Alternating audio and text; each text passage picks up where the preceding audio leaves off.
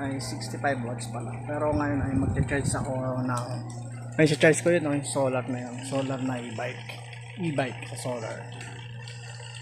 So ayan, nakasaksak yun sa solar. Ayun, yung kulay yellow, solar yun. Ayun, ano yun dito, yun. Yan, para walang cut talaga, walang daya. Yung ano niya, green, sasak namin dito. Yan, dito yan. Saksak lang natin.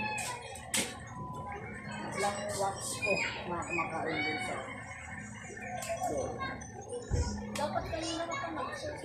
kasi maaraw siya, kaya ito fix na tayo. So yan, on ko na. So yun siya, naka-on na siya, nakapula na, charging na siya. Tingnan natin kung ilang watts yun. Ilang watts guys.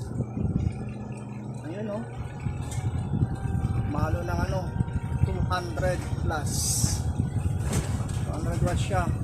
100 kasi 65 yung kanina yung siya pa lang 65 less natin sa ito, nagbabago siya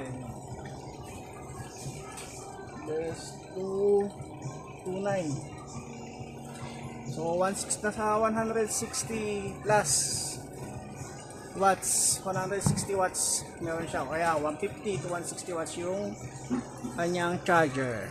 Ayun siya charging na.